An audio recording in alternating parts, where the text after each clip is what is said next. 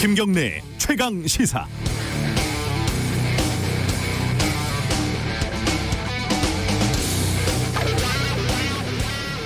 길어넉 할머니 치매 앓는 사이에 통장에서 뭉칫돈이 나갔다. 이게 조선일보 18일자 기사 제목인데요. 400만 원, 500만 원 돈이 쭉쭉 나간 게 있더라. 양아들치기 이렇게 얘기를 했고 조선일보가 그대로 썼죠. 이 문장 다음에 송금처에 미디어몽구라는 언론인이 적시가 돼 있습니다. 취재 과정에서 조선일보 기자가 미디어몽구에게 수백만 원이 미디어몽구에게 입금된 것을 확인했다 이러면서 해명을 요구를 합니다. 미디어몽구는 길할머니가 한 달에 10,000원씩 정기 후원을 몇 년 전부터 했고 그 합계가 총 77만 원이라고 답했습니다. 그 내역도 공개를 했고요.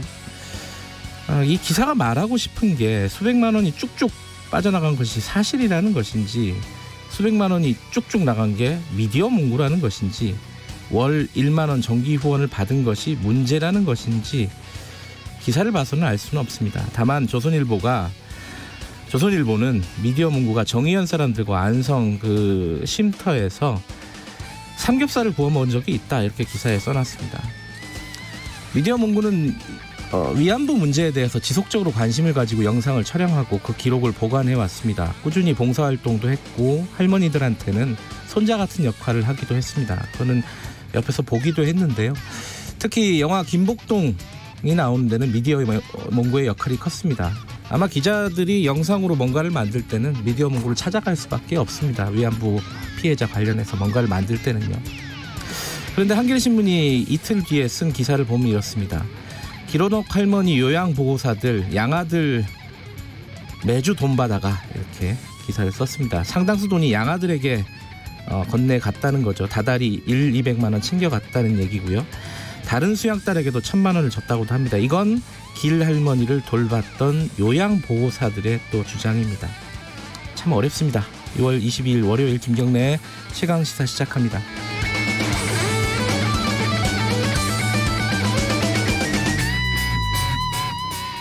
김경래의 최강시사는 유튜브 라이브 열려 있습니다. 실시간 방송 보실 수 있고요. 샵 9730으로 문자 보내주시기 바랍니다. 짧은 문자는 50원, 긴 문자는 100원.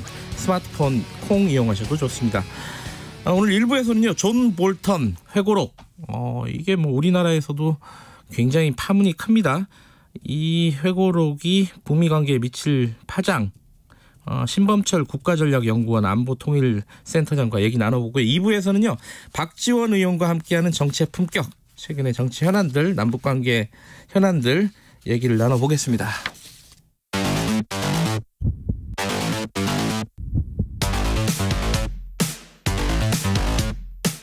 오늘 아침 가장 뜨거운 뉴스 언박싱. 네, 택배 박스를 뜯는 두근두근한 마음으로 준비합니다. 뉴스 언박싱 고발뉴스 민동기 기자 나와 있습니다. 안녕하세요. 안녕하십니까. 김민아 시사평론가 나와 계십니다. 안녕하세요. 안녕하세요. 볼턴 얘기가 재밌긴 하겠지만 조금 이따 하도록 하고 국내 상황부터 좀 정리를 해보죠. 조호영 원내대표 안 왔죠? 아직 절에서.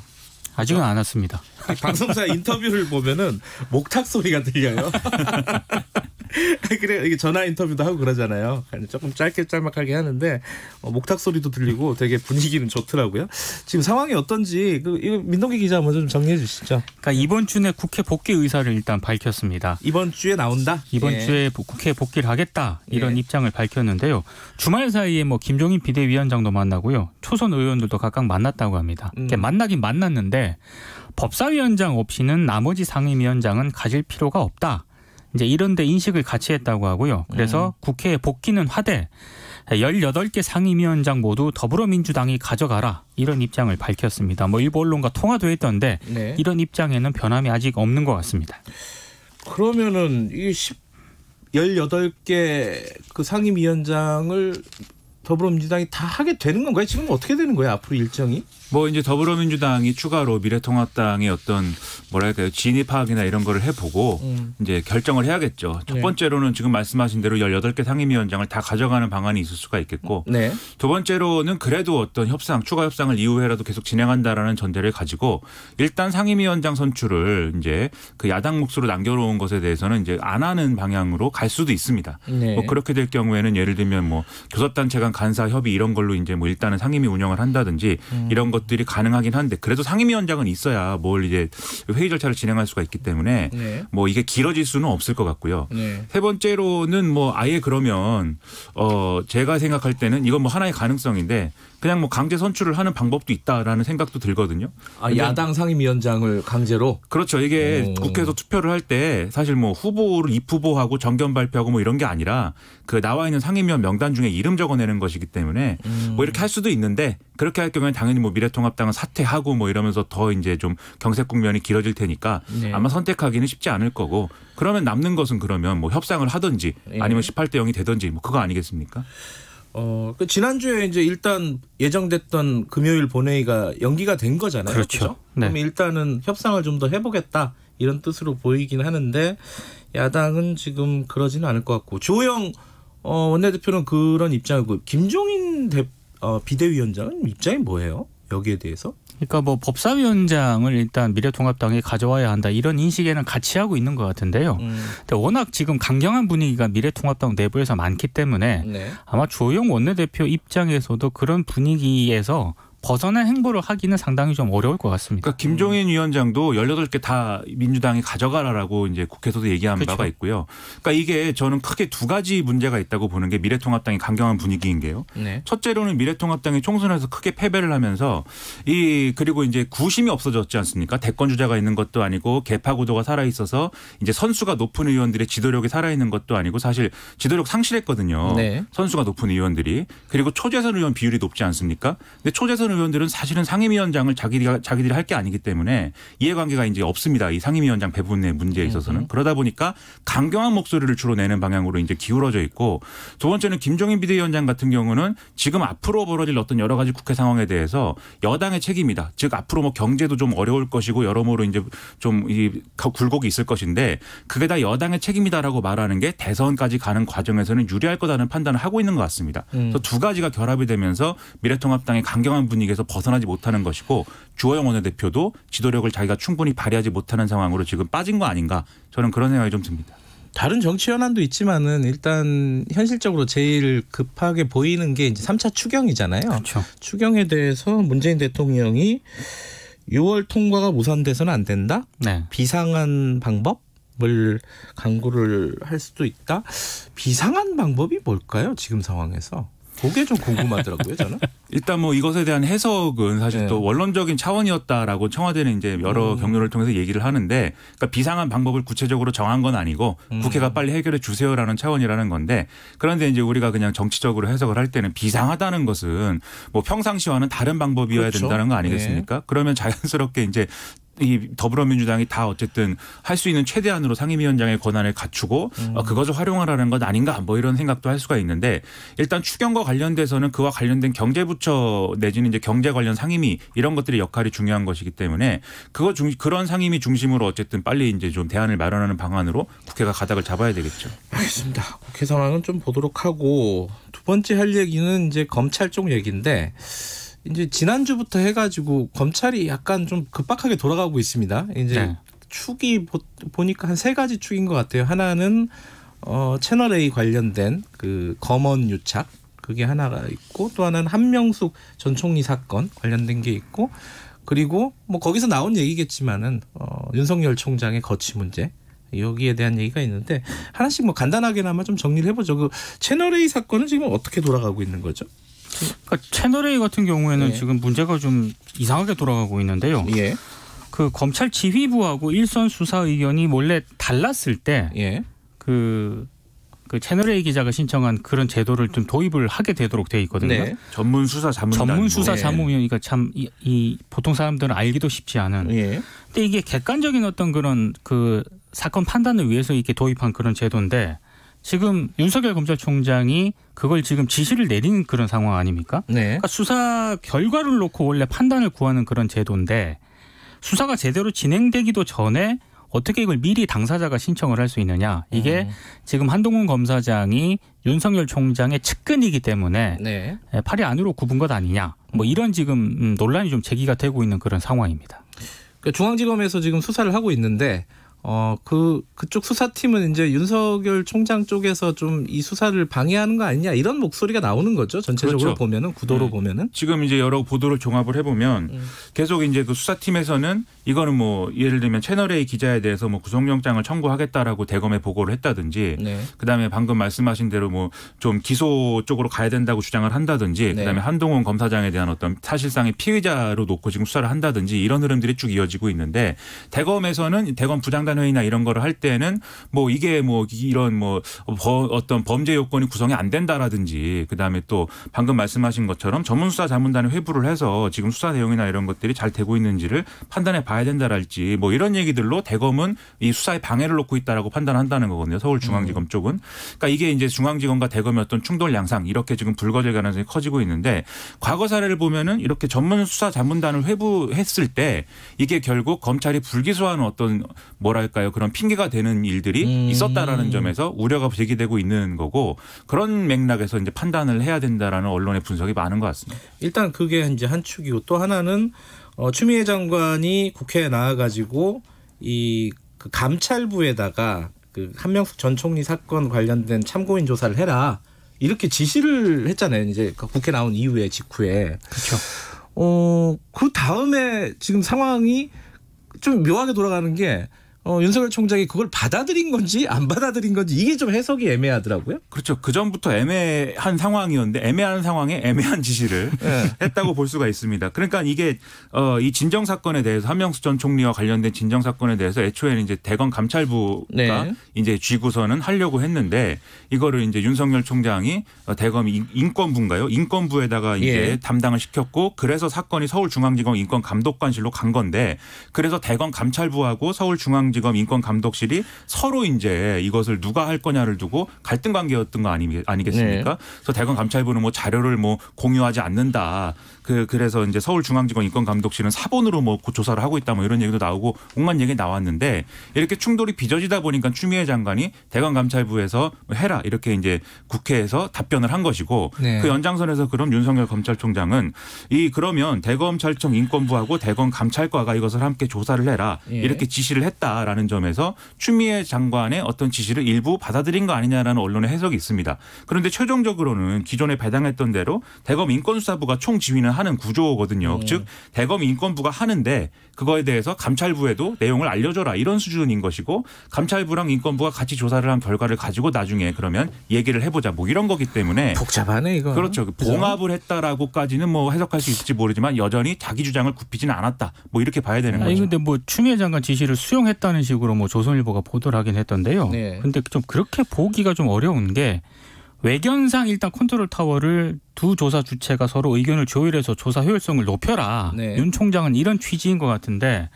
또 어찌됐든 윤석열 총장은 대검 인권부를 총괄로 내세웠거든요. 그럼 그 얘기는 무슨 얘기냐면 조사 결과를 대검 감찰부에 최종 보고하도록 한 추미애 장관 지시하고는 분명히 안 맞는 지점이 있습니다. 그렇죠. 추미애 장관이 지시할 때는 분명히 이게 그런 문제가 아닌데 마치 인권 문제인 것처럼 네. 그렇게 변질시켜서 사실 수사에 영향을 미치려고 하는 거 아니냐라는 지적을 분명히 했기 때문에 그 부분이 이제 약간 윤석열 검찰총장과 대검이 외면한 그런 결과가 된 거죠. 오늘 만나죠 추미애 장관하고. 청와대에서 만납니다. 네, 윤석열 총장하고 반부패 협의회 무슨 얘기를 나눌지.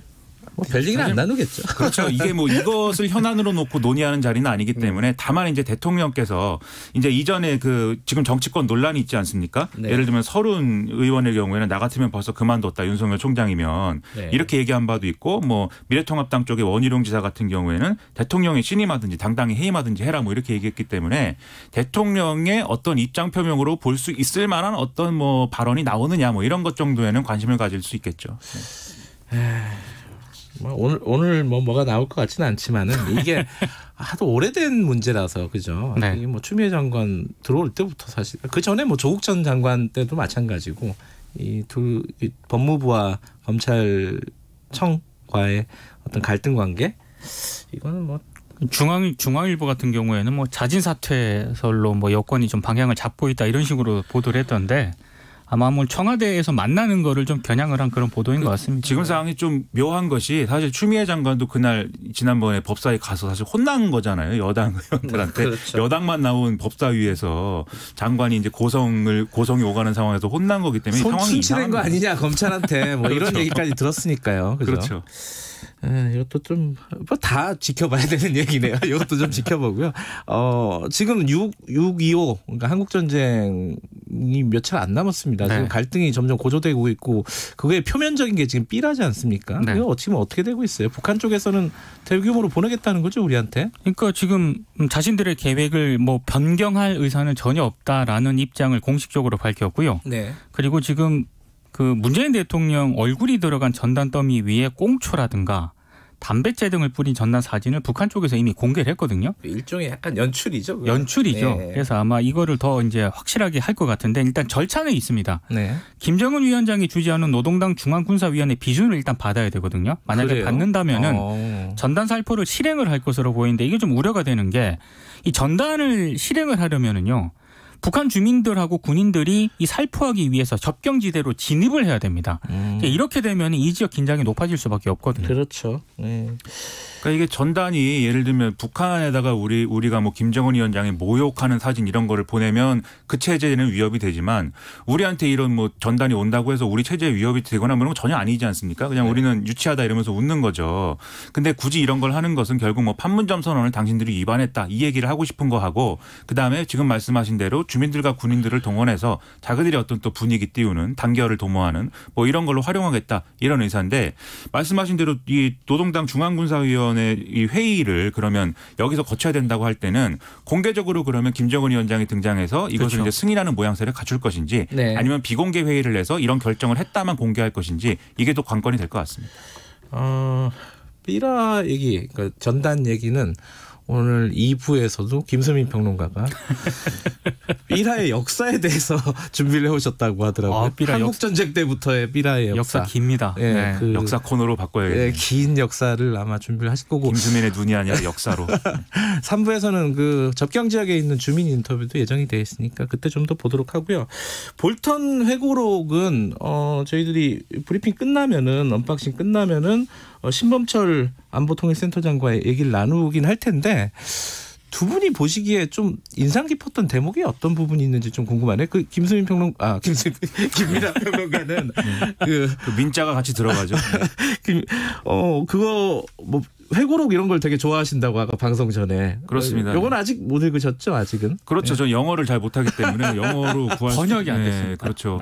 근데 저는 대쪽 뭐 보도된 내용들을 보도된 보면서 내용 중에 뭐 인상 깊은 대목이라기보다는 예. 전반적으로 이 존 볼턴이라는 사람의 특징이 있지 않습니까? 예. 미국에서도 못 말리는 맵하고 중국하고 북한은 완전히 뭐 절멸시켜야 된다고 믿는 사람인데 네. 그런 사람이 이렇게 경악을 하고 절망을 하고 슬퍼하고 이렇게 힘들게 하는 과정에 우리가 낸 여러 가지 제안들 때문에 그 사람이 그렇게 힘들었다라는 걸 보면서 그럼 우리는 잘한 거다 이런 생각을 오히려 했거든요. 그리고 지금 보도된 내용 중에 사실 아주 뭐 새롭거나 아주 충격적이거나 아주 대단한 내용이 있다고 저는 생각하지 않습니다. 기존에 예상했던 내용 어느 경로로든지 추정했던 내용 보도됐던 내용 이런 것들이 볼턴의 시각과 의견이 들어간 상태로 지금 얘기가 되고 있기 때문에 그런 걸 볼 때 결론적으로 우리의 이제 하노이 회담 직전까지의 상황까지는 우리가 잘했다. 이제 그 이후의 상황에서는 우리가 뭐 제대로 대응하지 못한 게 있겠지만 저는 그런 생각을 했습니다. 이게 뭐 얼마나 사실관계에 부합할지는 이게 좀 판단이 좀 어려운 부분이긴 하지만은 트럼프의 캐릭터는 정말 독특하더구만요. 이걸 보니까 그 얘기 뭐 조금 이따 뭐 조금 더 하도록 하고 민동기 기자는 어떻게 뭐 좀 눈에 띄는 대목이 있었습니까? 저는 이 부분이 가장 눈에 띄었습니다. 그 하노이에서 트럼프가 스몰 딜을 하는 거하고 노 딜을 하는 것과 관련해서 어떤 게 더 큰 뉴스가 될지를 참모들에게 물었다라고 하는데요. 볼턴이 그냥 걸어 나가는 게 훨씬 더 큰 기사거리가 된다. 라고 조언을 해서 그냥 걸어 나간 게 아닌가. 네, 그 당시에 마이클 코언이라는 변호사 청문회가 있었고 그걸 덮고 싶었던 거잖아요. 트럼프 대통령은. 그러니까 북미 네. 협상보다는 그렇죠. 언론에 어떻게 비춰질지를 더 신경을 썼다는 그런 얘기죠. 그러니까 그것도 예상 범주 내라는 거죠. 사실 그때 그 트럼프하고 볼턴하고 이해관계가 맞았던 거죠. 그렇죠. 그 순간엔 당시에, 그랬던 거죠. 그랬던 거죠. 그 순간만큼은. 자, 여기까지 듣도록 하겠습니다. 고맙습니다. 고맙습니다. 뉴스 언박싱 고발뉴스 민노기 기자 그리고 김민아 시사평론가였습니다. 김경래 최강시사 듣고 계신 지금 시각은 7시 40분 향해 가고 있습니다. 오늘 폭염이 심하겠습니다. 서울 일부 지역과 경기도, 강원도 지역에 내려져 있는 폭염특보가 오늘 중부지방과 경상북도 내륙 지역까지 확대되면서 한낮 기온이 서울, 세종 35도, 춘천은 36도로 대부분 30도를 훌쩍 넘고 35도 안팎인 곳도 있겠습니다. 건강 잘 챙기시기 바랍니다. 대체로 맑은 날씨 속에 오후부터 밤사이 소나기가 내리는 곳도 있겠습니다. 강원 영서 남부 지역과 충청북도 북부, 경상북도 북부 내륙 지역이 예상됩니다. 폭염은 내일까지 지속되고 수요일 전국적인 비 소식과 함께 폭염의 기세도 한풀 꺾일 것으로 보입니다. 지금 서울 기온은 24.3도입니다. 날씨 정보 윤지수입니다. 다음은 이 시각 교통 상황 알아보겠습니다. KBS 교통정보센터의 임초희 씨입니다. 네, 이 시각 교통정보입니다. 도로 상황이 빠르게 변하는 월요일 출근길입니다. 서울 시내 교통량이 만만치 않은데요.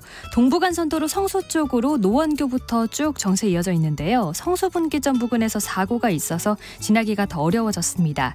올림픽대로는 잠실 방향으로 행주대교에서 한강대교 쪽으로 1시간 정도 생각하셔야겠는데요. 이 사이 가양대교 부근 3차로에서 추돌 사고가 발생해서요. 일대가 더 혼잡해졌습니다. 이후에는 동작대교부터 고장난 차가 있었던 한남대교 쪽으로 다시 막히고 있습니다. KBS 교통정보센터였습니다.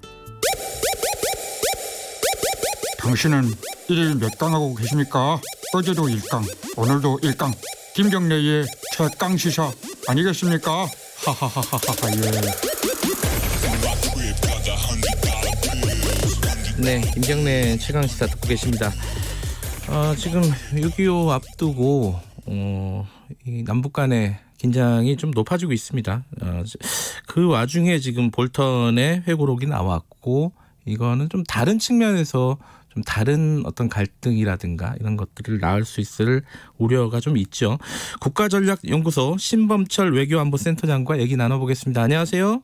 예, 안녕하세요. 센터장님도 아직 회고록을 다 보진 못하셨죠? 예, 영어 원문은 이제 이렇게 어느 분이 보내주셔서 보고 있는데 다 끝까지 읽지 못했습니다. 그래도 네. 받으셨군요. 네, 보고 계시는 중이네요. 네네.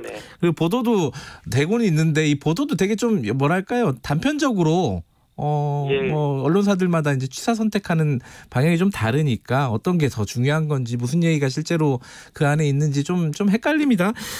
센터장님이 보시기에는 어떤 부분들이 좀 눈에 띄셨어요? 이 회고록 관련해서는?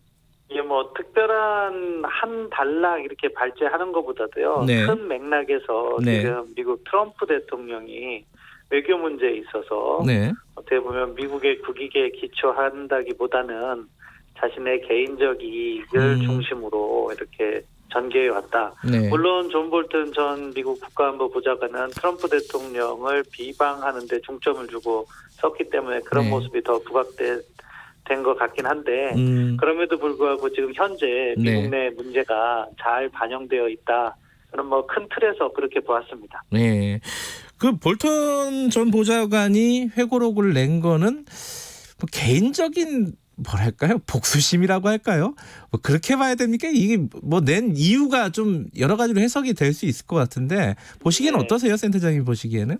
예, 뭐 본인 나름대로는 뭐 사실을 미국 국민에게 전해야 된다는 의무감은 있었는지 모르겠지만 네. 타이밍, 발간 시기를 보면은 트럼프 대통령에게 복수하겠다는 의도가 있다. 왜냐하면 이제 지금부터 11월 3일까지가 어떻게 보면 미국 대선의 하이라이트, 최고 중요한 시기거든요. 네. 그때에 맞춰서 이렇게 책을 발간한 거는 복수의 의도가 있었다. 이렇게 봐야겠죠.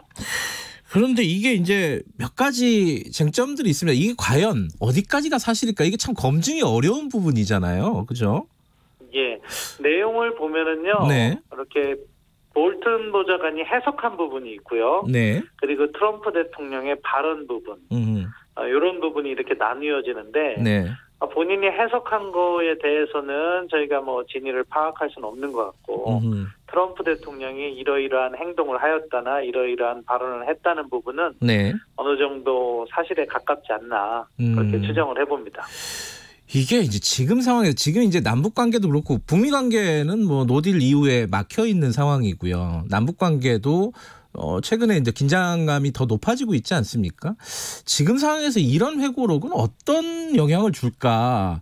이 예측이 좀 궁금합니다. 이거 어떻게 보세요?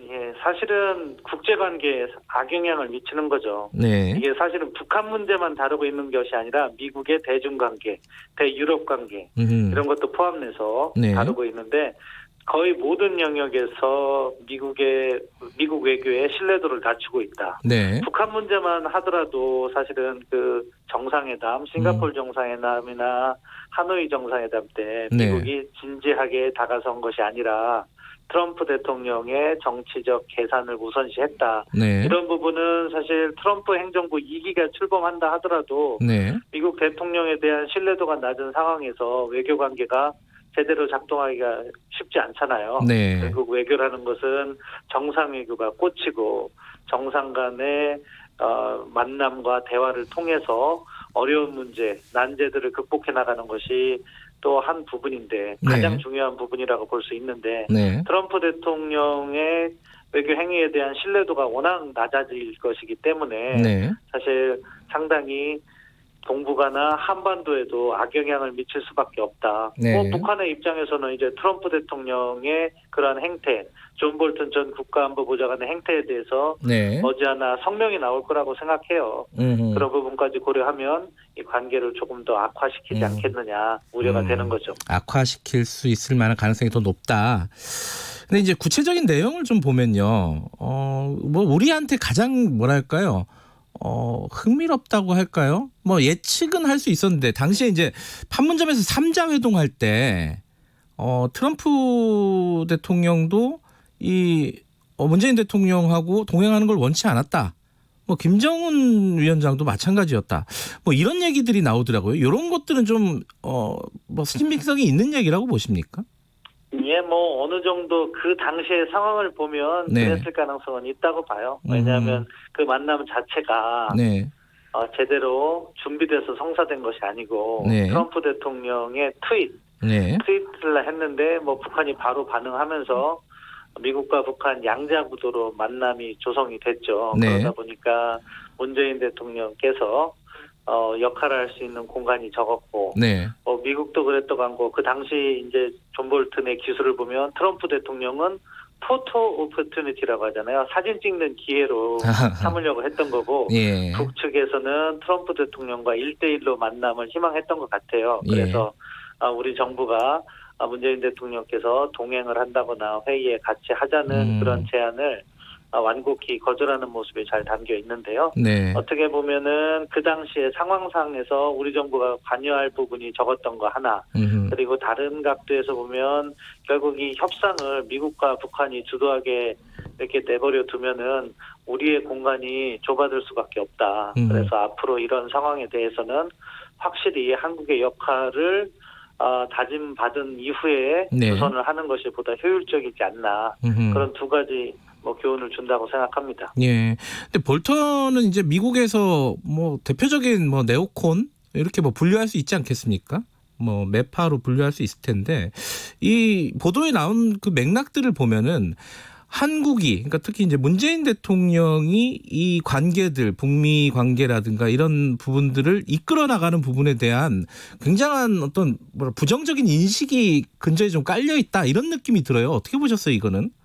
예, 깔려 있을 거라고 사실 존 볼턴이 국가안보보좌관을 할 때도 예상됐던 바고 그대로 이제 기술이 됐던 건데요. 이제 문제를 바라보는 시각차가 존재한 거죠. 존 볼턴 같은 경우에는 어떻게 보면 북한의 항복을 받아내기 위해서 일괄 타결 방식을 선호했던 것이고 그리고 지금은 이제 거의 잊혀진 단어가 됐는데 프론트 로딩이라고 그래서 북한이 먼저 핵을 신고하고 핵물질과 미사일 등을 반출해라. 과거 리비아식 해법을 갖다가 강조했던 거죠. 네. 그렇지만 당시 우리 정부 입장에서는 단계적 해법에 동의하면서 일단 북한이 초기 조치하면 미국이 보상을 하고 네. 그다음 조치를 북한이 받아서 하고 이런 제안을 했던 거예요. 그러니까 이 시각차가 그때부터 존재했고 그런 부분에 있어서 존 볼턴은 한국 정부의 역할에 대해서 부정적인 시각을 이번 책에서도 여지없이 드러냈다 그렇게 평가합니다. 이 회고록을 가지고 뭐 여러 가지 평가가 있을 수는 있겠지만은 이제 국가의 안보, 외교 관련된 부분을 이렇게 개인적인 회고록에서 이렇게 공개를 하는 게 아직도 진행 중인 일을 이 부분에 대해서는 미국에서도 여러 가지 언론이라든가 전문가들 평가가 좀 다를 수 있을 것 같아요. 어떻게 보세요, 이건? 예, 저는 바람직하지 못하다고 생각해요. 네. 뭐 미국 내에서도 트럼프 대통령의 지지자들은 비판을 하고 네. 민주당이나 또 트럼프 대통령에 반대하는 사람들은 책을 환영하고 그런 부분도 있긴 한데 네. 저는 미국 법원의 판결이 참 현명하게 잘 나왔더라고요.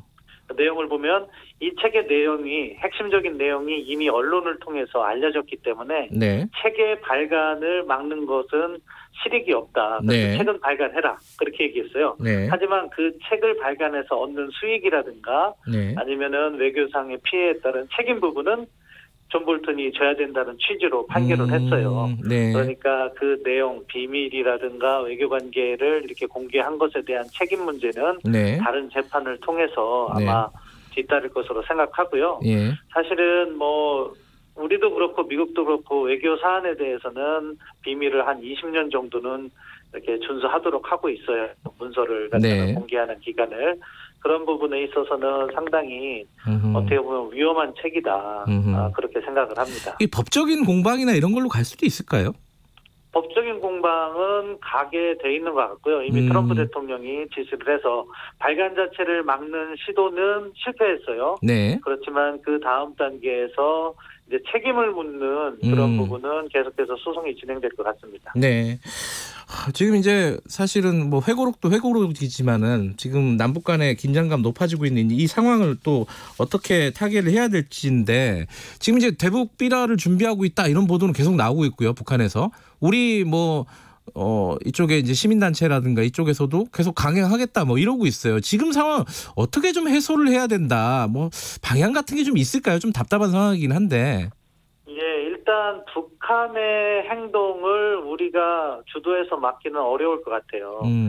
근본적으로 뭐 남북 관계에 대한 불만도 있겠지만 그 이전에 어려워진 북한 경제의 책임을 외부로 돌리려는 그런 의도가 보여요. 그래서 과도하게 전단 문제를 가지고서는 북한 내부에서 주민 동원을 하고 뭐 이런 한 행보가 보이거든요. 그런 것은 우리 정부가 어떠한 제안을 내놓는다 하더라도 북한은 내부 정치적인 필요에 따라서 전단 문제를 문제 삼을 것 같고 대대적으로 살포를 한다.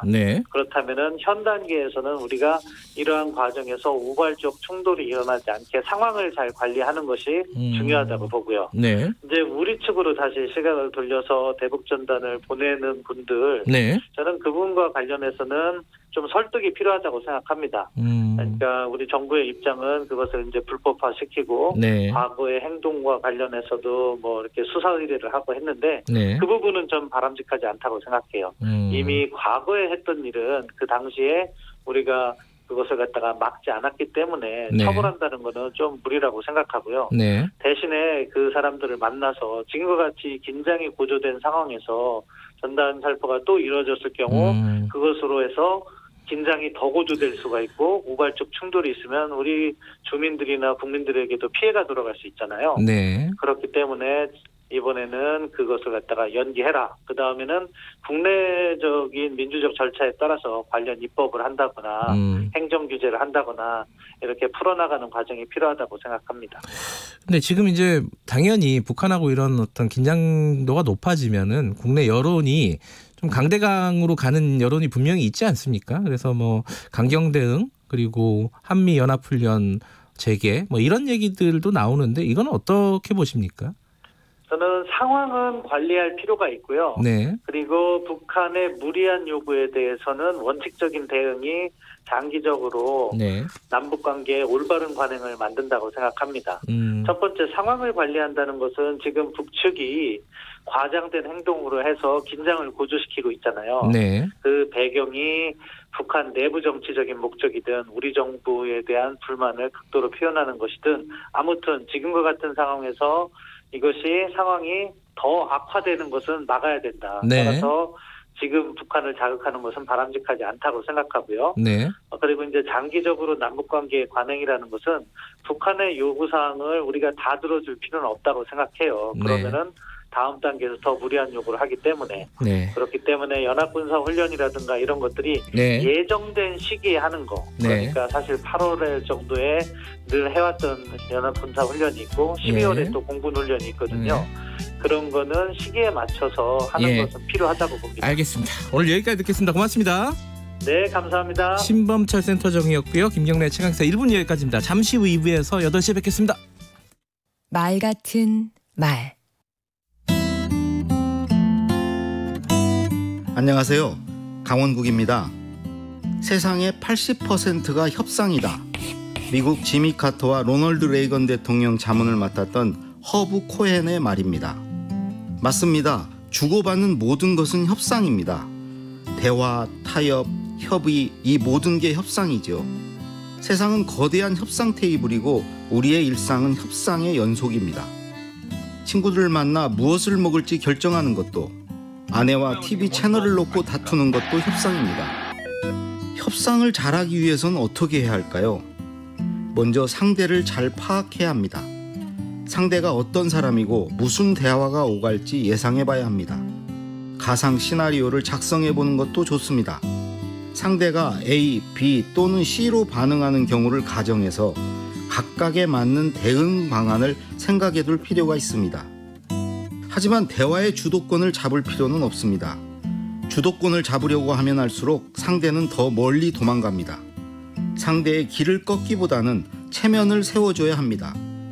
먼저 듣고 나중에 말하고 많이 듣고 적게 말하는 것이 전략적으로 유리합니다. 상대 생각을 안 뒤에 말할 수 있고 상대로부터 더 많은 정보를 얻을 수 있기 때문입니다. 포커페이스로 임해라. 예스를 받아내려면 노를 연발하라. 양파 껍질 벗기듯 하나씩 내놓아라. 이런 주문에는 동의하기 어렵습니다. 즐겁게 협상합시다. 협상은 이기고 지는 승부가 아닙니다. 거래를 통해 함께 성공하려고 해야 합니다. 독식 말고 교환을 해야 합니다. 아하. 뭐 아니면 도가 아니라 차선책을 찾는 유연함이 있어야 합니다. 조크와 아부를 준비하는 것도 좋습니다. 물과 친해져야 고기를 잡을 수 있습니다. 협상을 시작할 때 혹은 협상이 지나치게 가열될 때 유머를 던져봅시다. 뒤이어 상대가 나도 한마디 하겠다고 조크로 받으면 절반은 성공한 것이나 다름없습니다. 협상은 재래시장에서 벌이는 흥정 같은 것입니다. 사랑하는 연인의 마음을 얻기 위해 벌이는 밀당 같은 것입니다. 자, 이제 우리 앞에 펼쳐진 협상의 바다로 나가 파도 타기를 즐겨보면 어떨까요? 강원국의 말 같은 말이었습니다.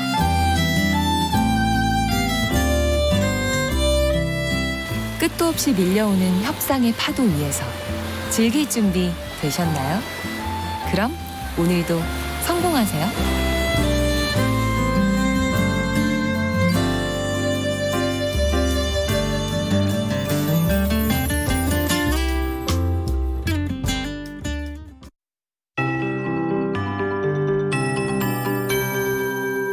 KBS 58분 날씨.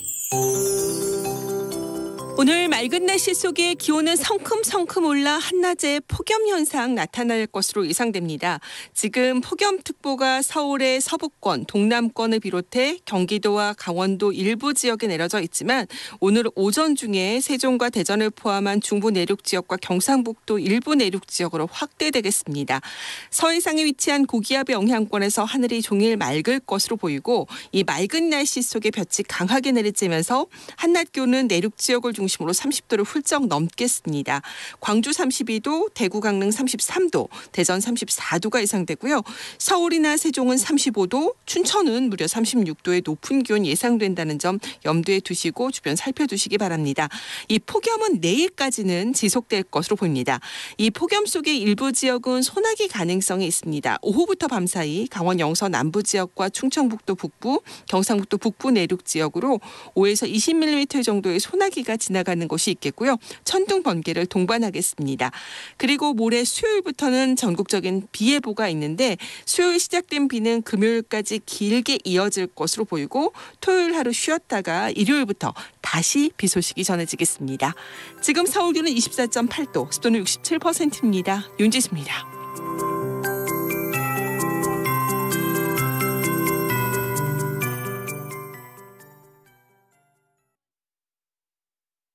정성을 다하는 국민의 방송 KBS가 8시를 알려드립니다. AM 711kHz, FM 97.3MHz, KBS 1라디오입니다. HLKA.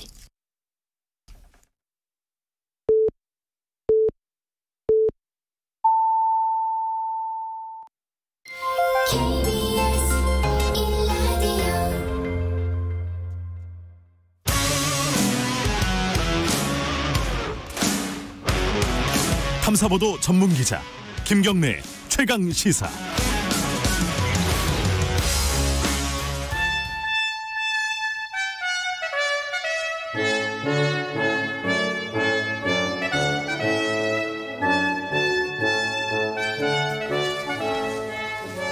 네, 김경래 최강시사 2부 시작하겠습니다.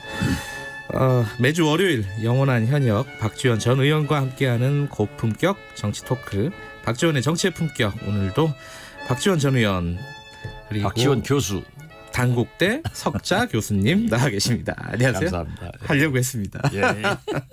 그런데 전 의원이라고 불러주시니까 예. 그것도 좋아요. 아, 그래요? 민생당 소리만 빼세요. 아, 그거는 좀 별로신가 보구나. 그래서 내가 자꾸 교수로 불러달라고 한 거예요. 아, 그래요? 민생당 지금 현재 뭐 한석도 없고 어쩐지 생각하면 패배한 그런 이미지가 있잖아요. 아. 물론 떨어졌지만. 아니 뭐 사실 근데 불러드릴 게 되게 많아요. 뭐 전 장관 해도 되고, 그렇죠. 뭐, 예, 불러드릴 거 되게 많습니다. 의원, 제일 좋기는 김대중 대통령 비서실장.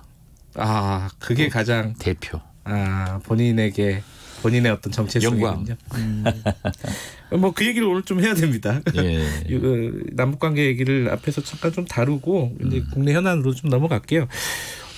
지금 조금 전에 말씀하셨어요. 그 신범철 국가전력연구원 센터장이 지금 중요한 거는 어차피 상황 관리 아니겠느냐. 상황 관리를 어떻게 하느냐가 중요하다. 특별히 이제 뭐가 방법이 있는 건 아니잖아요. 박지원 의원께서는 어떻게 보십니까? 지금 이제 삐라 때문에 양쪽에서 지금 수위가 지금 계속 올라가고 있고 강행한다는 거고, 우리 문재인 대통령 얼굴에 막 담배꽁초 있는 뭐 그런 사진까지 공개했어요. 일부러 한 것 같은데, 그죠? 이런 부분들은 어떻게 해결해야 될지.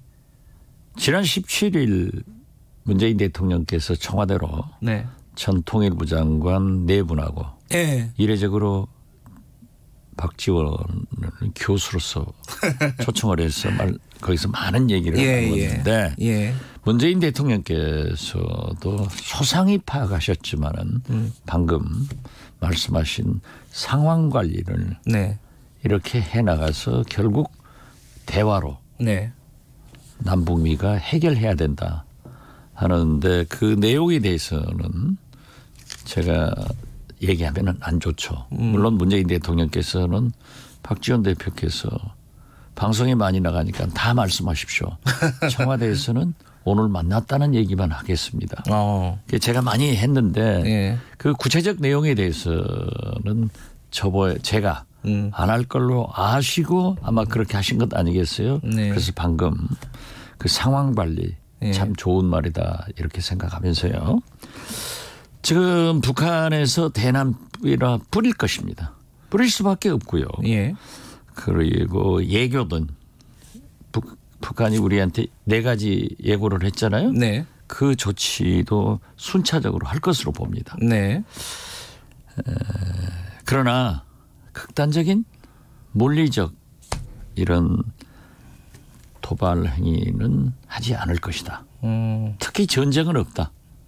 거듭 말씀드리지만 전쟁은 북한이 미국이 무서워서 네. 우리의 응전도 굉장히 한계적일 것이다. 왜? 미국이 못하게 하니까. 그러나 엄격하게 말하면은 북한도 우리한테 삐라 보낸다고 항의를 했다고 하면은 이제 자기들도 안 보내야 우리한테 항의할 수 있고 우리가 물론 4.27, 9.19 정상선언과 합의를 또 실정법을 위반한 것은 잘못입니다. 네. 우리가 잘못이에요. 그렇기 때문에 우리는 지금 조치를 하고 있지 않습니까? 절대 못 보내도록 경찰이 또 실정법과 대법원 최종 판결로 또 국회에서는 확실한 법을 제정하겠다고 하는데 북한에서 그렇게 과도하게 삐라를 보내는 것은 옳지 않다. 우리 잘못이지만은 그런다고 함께하는 것도 옳지 않다. 이렇게 생각합니다. 근데 이제 북한이 대규모로 막 삐라를 보내오면은 우리 그 단체들에게 탈북민 단체들이 보내잖아요. 보낸다고 또 하고 대규모로 또 6.25 앞두고 그 사람들을 이렇게 단속하고 이러는 게 좀 머쓱해지지 않을까 여론이나 이런 것들이 그 좀 걱정되지 않으세요? 그것은 예. 현행 법으로나 네. 2016년 3월 우리 대한민국 대법원의 대법원 최종 판결로 네. 못하게 돼 있습니다. 네. 그리고 우리가 위반한 겁니다. 그렇기 때문에 만약 북한에서 보내더라도 네. 우리 탈북자들이 지금 보내려고 해도 전체 잘 경찰에서 대비하고 있는데 네. 바람이 맞아야 되는데 네. 만약 드론을 사용한다고 하면은 이건 항공법 위반도 되지만 네. 문제가 되는 거죠. 네, 그래서 저는 바람아 불지 마라 그렇게 말씀드립니다.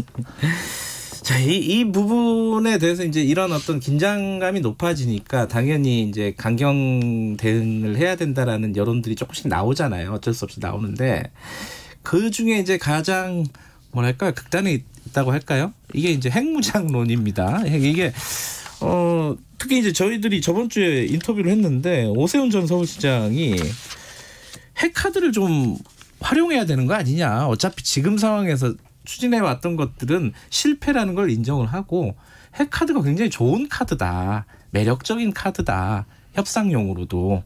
그런 얘기를 했거든요. 이거 어떻게 보십니까? 오세훈 전 시장이 예. 총기를 기른 것 같아. 왜 그런 바보 같은 얘기를 하죠? 그분이. 저도 얼마나 좋아하는 분인데 네. 그건 한미 방위 조약이나 네. 국제법규상 우리가 있을 수 없는 일입니다.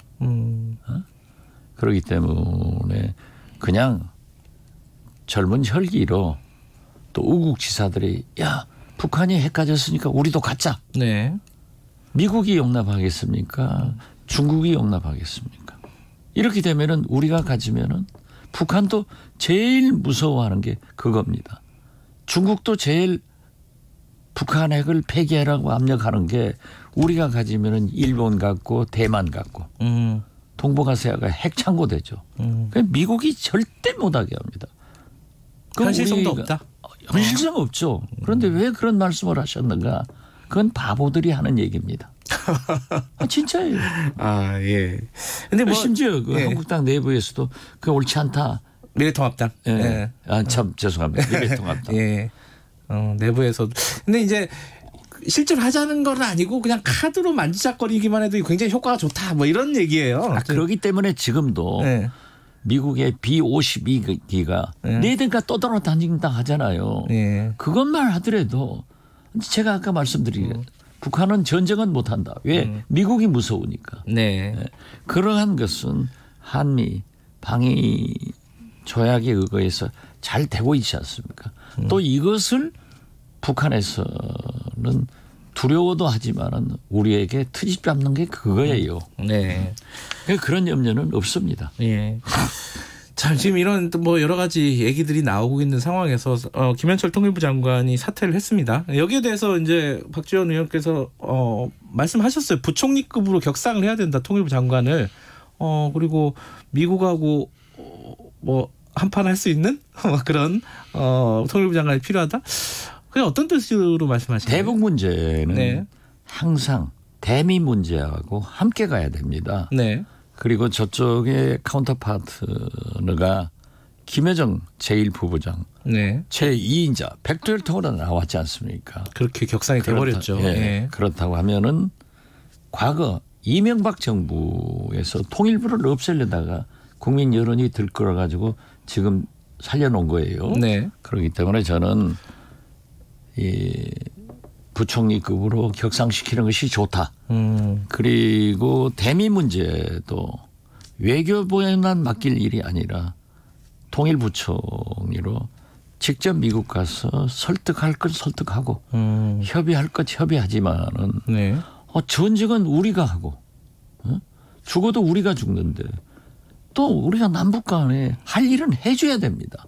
그런데 유엔 안보리 미국 제재로 못한다고 하면은 미국 당신들 너무하지 않냐?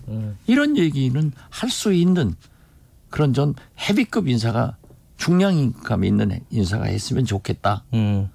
그게 이제 체계적으로 뭐 부총리급이 되는 것도 중요하지만은 헤비급 인사, 중량급 그렇죠. 인사가 하는 게 먼저다. 예, 예. 그래야 예. 김여정 부부장도 김정은 위원장도 상대할 수 있고 네. 특히 미국에 가서는 네. 지금 경우에는 대개 보면은 외교부를 통해서 미국을 설득 설명하지만은 물론 외교부를 통하지만은 통일부 장관 부총리가 직접 미국도 담당할 필요가 있다. 저는 그렇게 봅니다.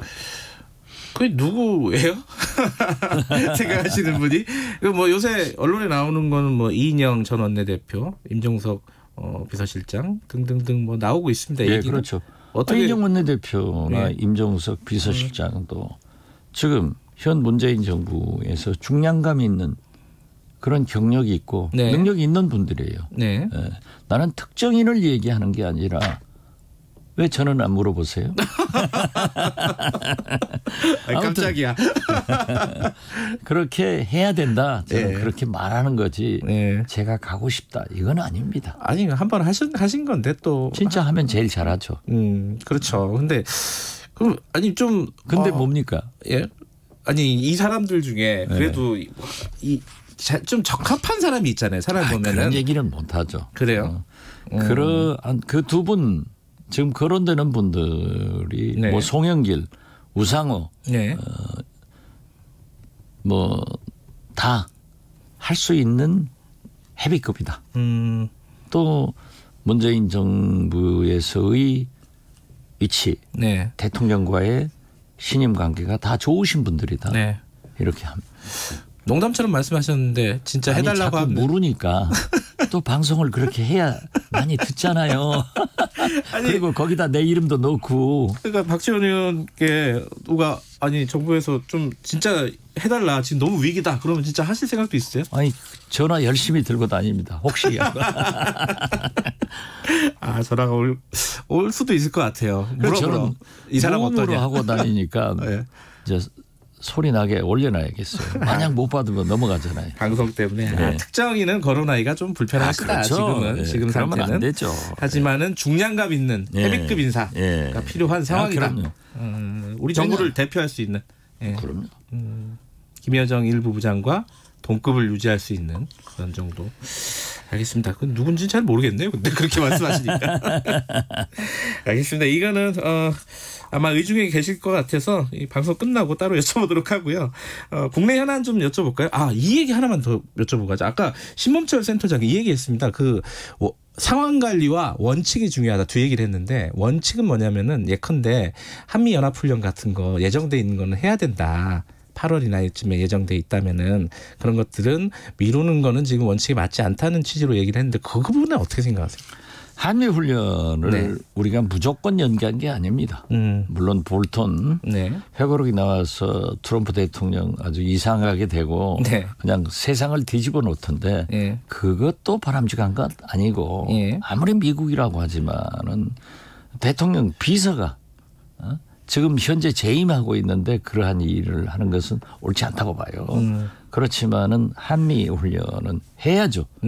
그렇지만은 특수한 대북 관계가 있잖아요. 네. 그리고 또 미국 트럼프 대통령과도 국방 당국과도 협의해서 한 거니까 네. 원칙 있는 일을 하자.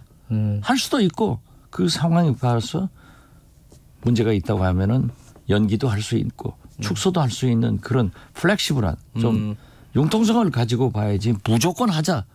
이런 것은 대북 남북 관계, 네. 북미 관계를 봐서도 저는 옳지 않다. 이렇게 알겠습니다. 봅니다. 그 국내 현안으로 넘어갈 텐데 국내 현안은 두 가지입니다.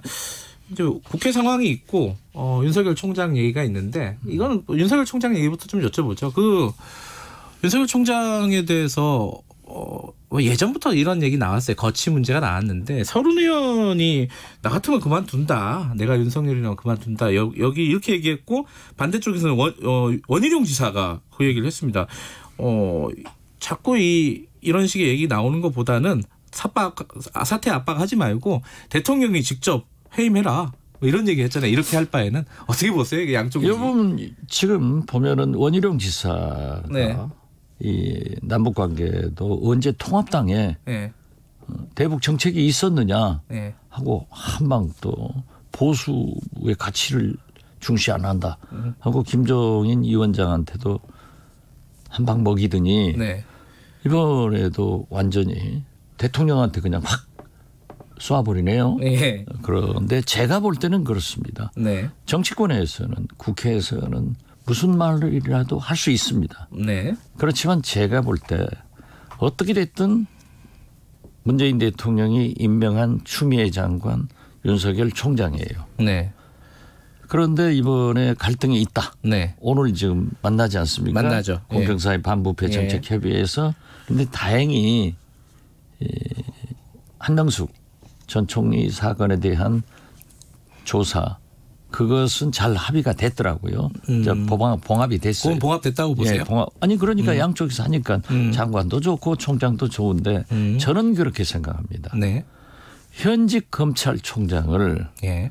정치권에서 자꾸 몰아내려고 해서도 안 되고 네.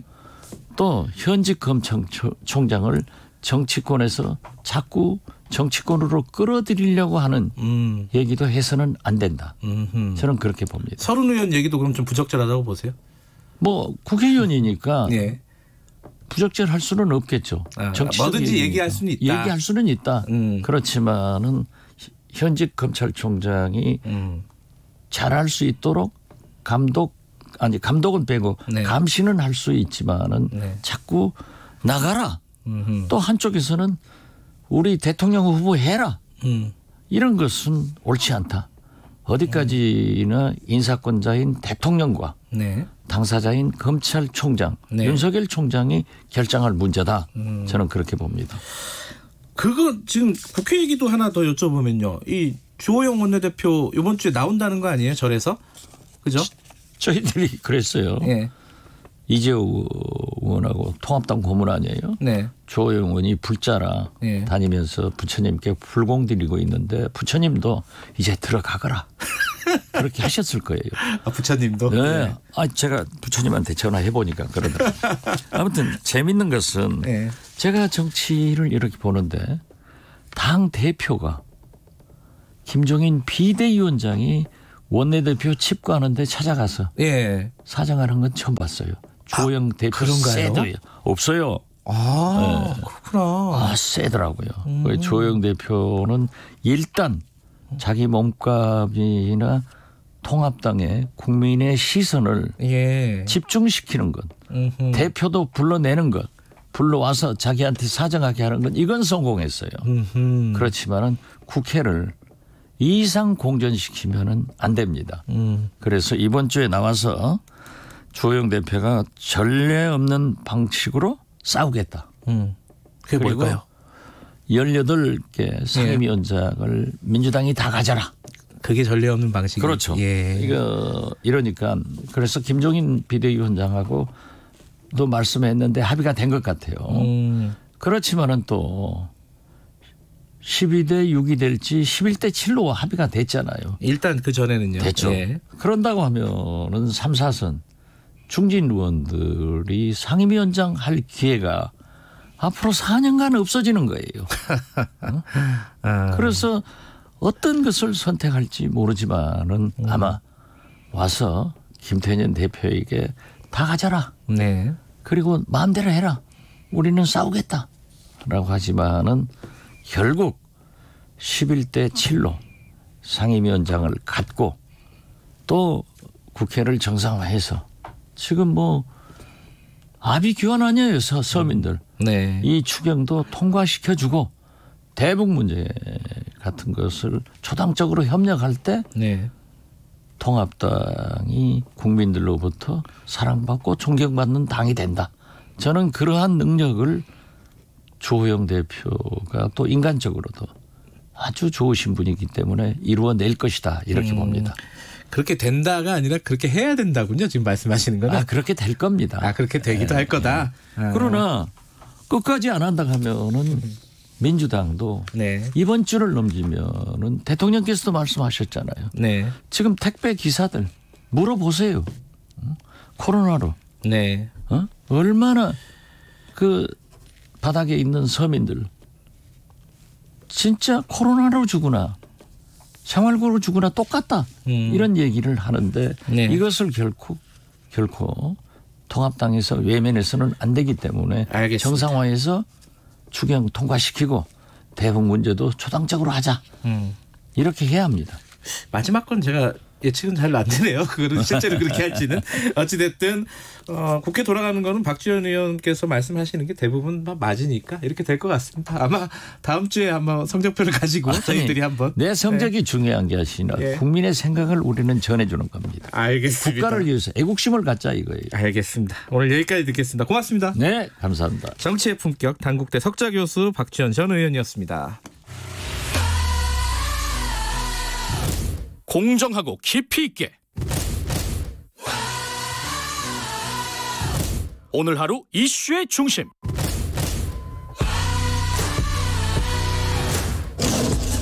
김경래의 최강 시사.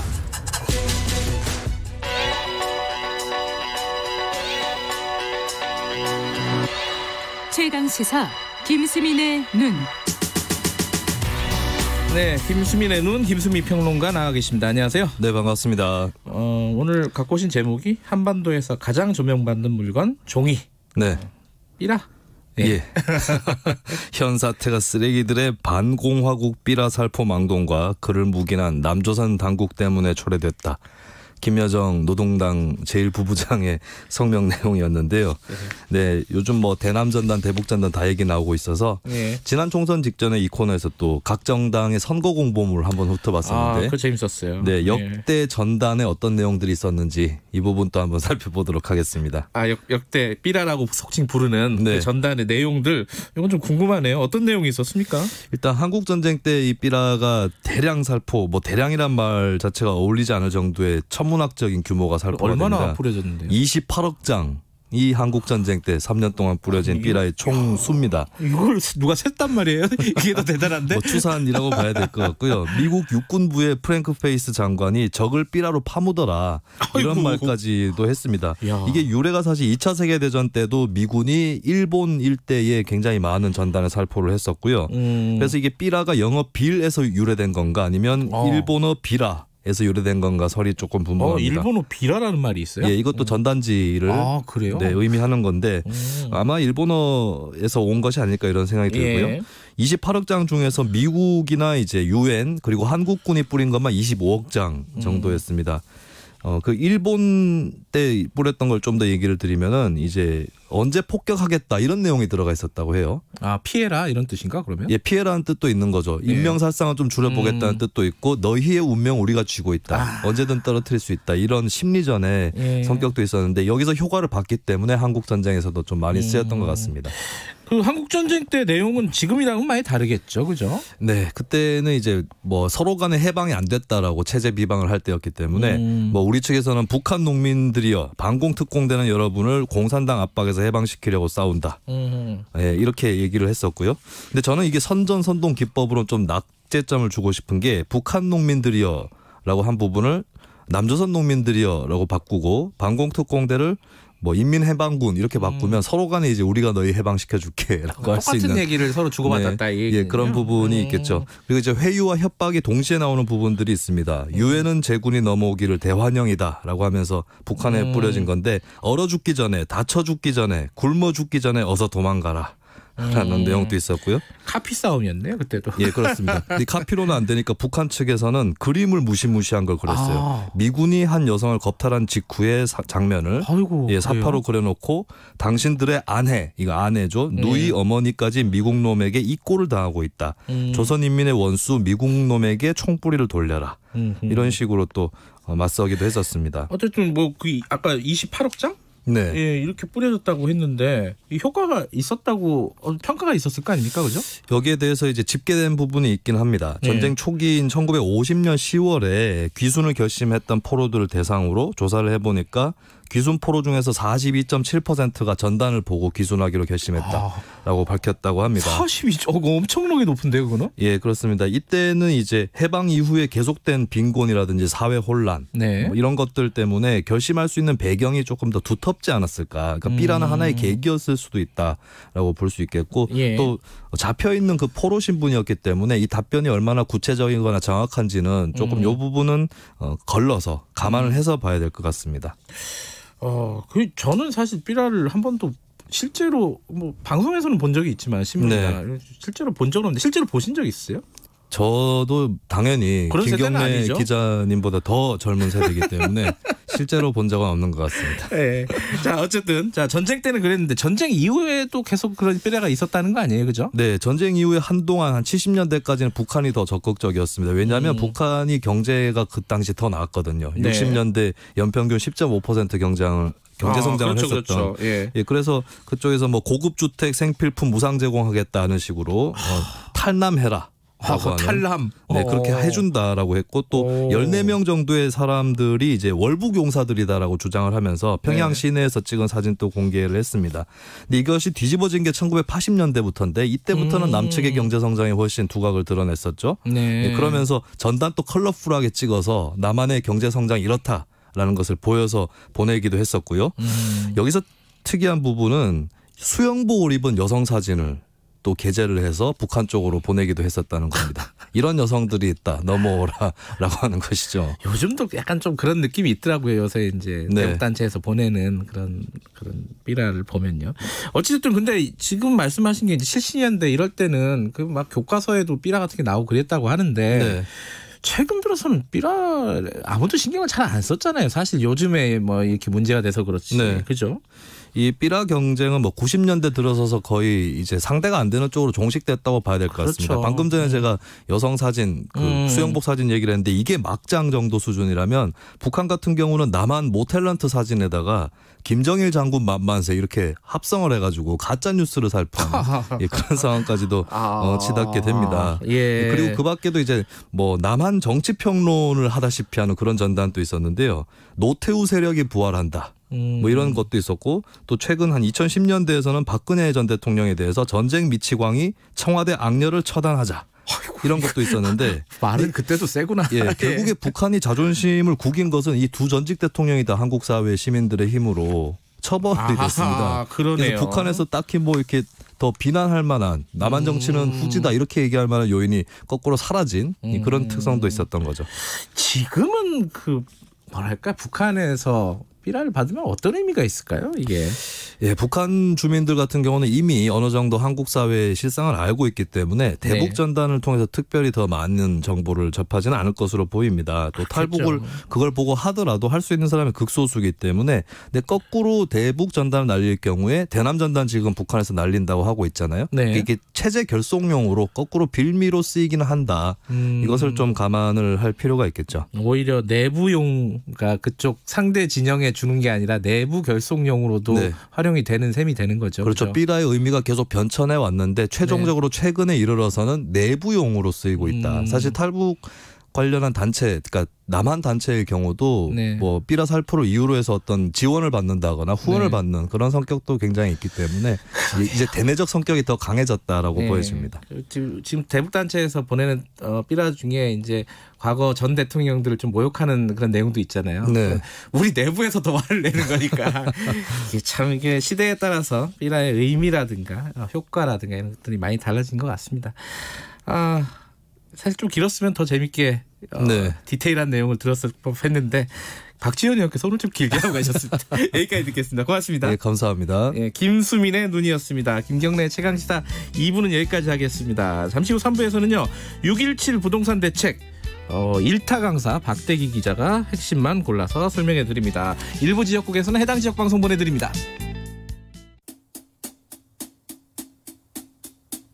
주진우 라이브 주진우 라이브 주진우 라이브 주진우 라이브. 라이브가 좀 이상한데? 그러니까 많이 이상해. 다 이상. 매일 오후 5시 5분 주진우 라이브. 내일은 좀 더 나아질 거예요. 확실해요.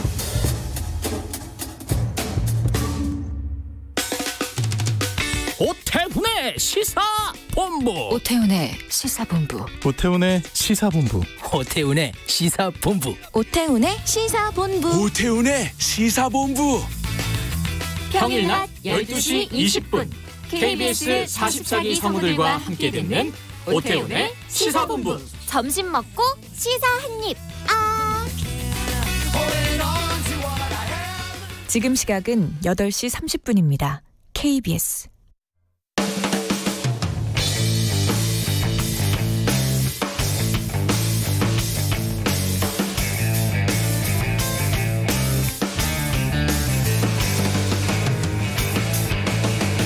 김경래의 최강 시사.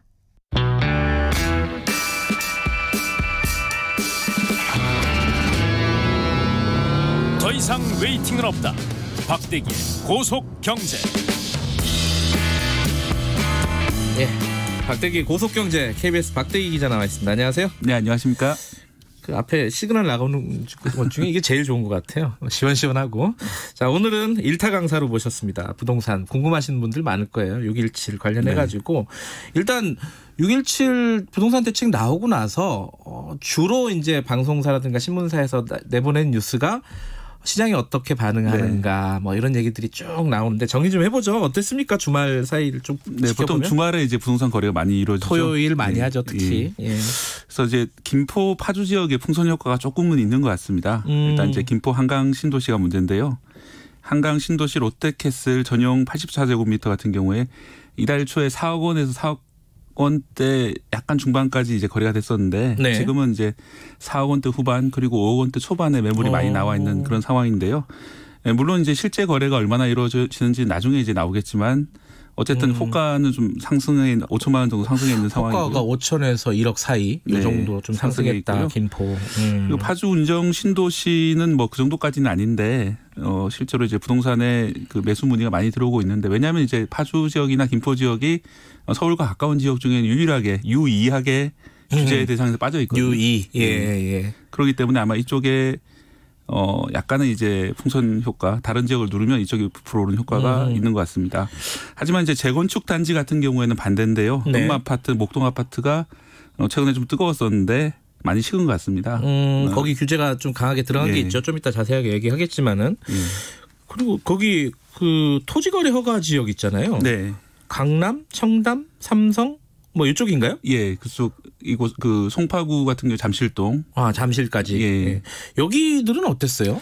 거기는 이제 반짝 거래가 좀 있습니다. 왜냐하면 23일부터 발효가 되거든요. 내일부터. 예, 발효가 되기 때문에 23일 이후에는 구청장 허가를 받아야만 집을 살 수 있습니다.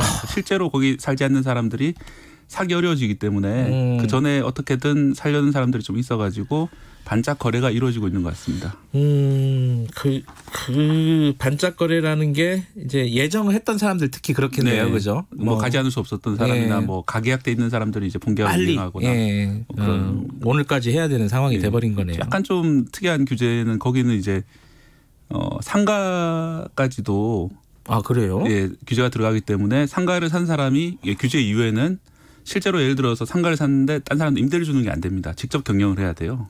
아이고 그렇구나. 네, 그래서 뭐 그런 문제 때문에 아마 좀 반짝거리가 이루어지고 있는 것 같습니다. 뭐 여러 가지 이제 또 불만들이 생길 수밖에 없는 거죠. 규제라는 게 생기면은. 예, 뭐 다소 불만은 있는 것 같습니다. 그 얘기는 조금 이따 하고 어찌됐든 아까 풍선 효과라는 게 어느 정도는 뭐 지금 뭐 며칠 사이에 이렇게 다 통계가 잡히진 않겠지만 어느 정도는 우려가 되는 부분도 있다. 그럼 여기에 대한 정부의 추가 대책? 또 나올 수 있을까요? 네, 국토부가 이제 보도자료까지 냈는데요. 과열 우려가 있는 지역에 대해서 규제 지역 지정에 즉시 착수한다 이런 내용이 있기 때문에 만약에 실제로 김포 지역이나 파주 지역에서 가격이 좀 많이 오르는 현상이 관찰이 되면 아마 추가 규제 바로 들어갈 것 같습니다. 또 김상조 청와대 정책실장도 어제 이제 부동산 대책이 소진은 안 됐다, 더 많이 있다, 모든 수단을 동원하겠다고 밝혔거든요. 뭐 그런 걸로 봐서는 아마 풍선 효과가 나타난 지역이 있으면 아마 추가로 들어갈 것 같습니다. 예를 들어 뭐 김포 아까 말씀하신 뭐 파주 뭐 이런 쪽이 풍선 효과가 좀 지나쳐 보인다 이러면은 추가적으로 뭔가 나올 수가 있을 수도 있다. 근데 어찌됐든 6.17 대책이 예전 막 부동산 대책보다 그렇게 복잡한 것 같지는 않아요, 사실. 근데 이제 사실 부동산에 관심이 없거나 잘 모르시는 분들 입장에서는 좀 어려울 수 있거든요. 뭐 핵심적인 내용 간단하게 좀 정리해 보죠. 그래도. 네, 두 가지가 있는데요. 하나는 이제 규제 지역 넓히기입니다. 규제 지역이 많이 넓어져서 수도권 지역은 거의 대부분 들어가게 됐고요. 또 대전과 청주 일부 지역까지 다 조정 대상 지역에 들어갑니다. 워낙 넓어지다 보니까 실미도까지 규제 지역 넣는 건 너무 심하지 않냐 이런 얘기까지 나왔는데요. 실미도가 들어가 있어요? 실미도가 이제 형식적으로는 들어가 있는데 실제로 거기 사람이 살지는 않기 때문에 적용받는 사람은 없다 이렇게 보시면 되겠습니다. 이건 그냥 뭐 형식적인 뭐랄까 정할 때 기준을 정할 때 들어간 거겠죠.